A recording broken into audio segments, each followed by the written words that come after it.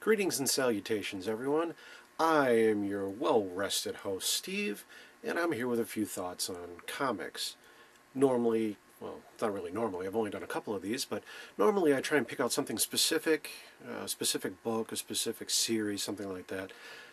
Today I'm well-rested because I'm recently back from vacation. I spent about a week in Orlando, Florida, and the thought of comics in the theme parks occurred to me because I saw them everywhere. It's kind of odd, really, because I hadn't really thought about it. I mean, it's normal to see comic books in the Universal Islands of Adventure Park. I mean, they do only have the Marvel Superhero Island there.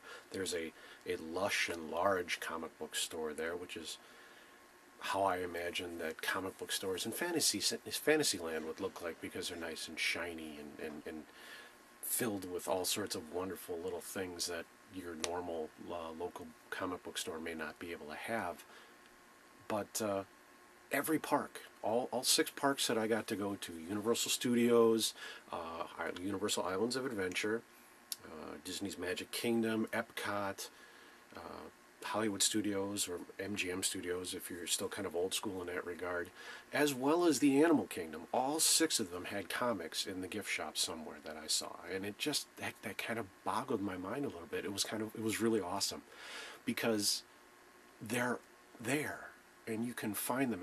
And being comic book people, as I'm assuming you are because you're bothering to watch me talk about comics, you get kind of used to that insular. There's only kind of maybe one way you get your books, whether you download them online, hopefully legally, but anyway, or you go to your local comic book store on a regular basis, or if you go to Barnes & Noble or any other bookseller that has trade paperbacks and buy those on a regular basis.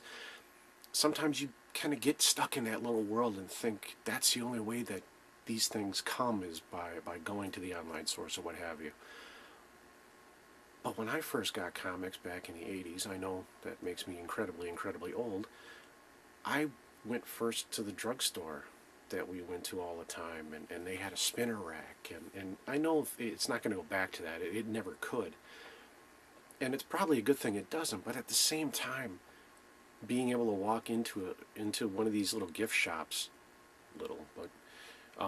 after a ride or after a show, and to see all of a sudden to walk out of Terminator 2 3D at Universal Studios and all of a sudden be a swash in DC Comics, even though I'm not a big DC guy. It was like, oh wow, look, hey, there's DC Legends figures, and there's some Wonder Woman comics and Superman and Batman. Oh, that's really cool.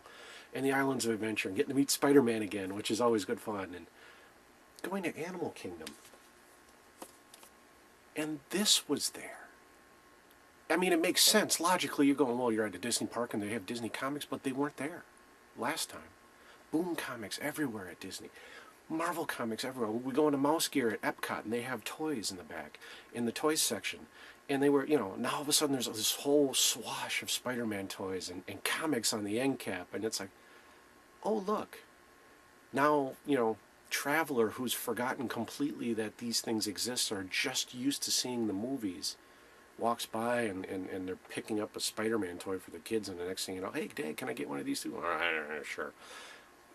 But that's how some of this stuff starts. It reminds people that they exist, or in some cases, is going to trigger the fact that they exist at all.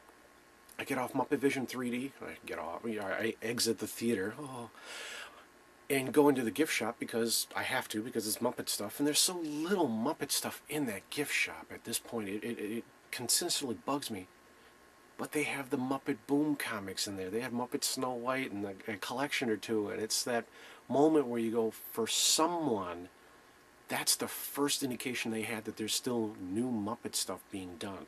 They've just watched a 20-year-old video, and now they're going, oh, look, cool, hey, there's comics. Hey, the books, yeah, they got all this other stuff. Oh, but look, there's comic. Oh, and there'll be a movie, and it's that moment. That's going to be someone's first moment with comics, and that's going to be so, so cool that they're going to have that memory. I have the spinner rack at the drugstore. They're going to go, I remember the time that I was at Disney and I found that Muppet comic, or I found that Spider-Man comic, and that was my first comic book, and that's really cool to me. Anyway, that's what I think on the subject, and I'm going to stick to it for at least now.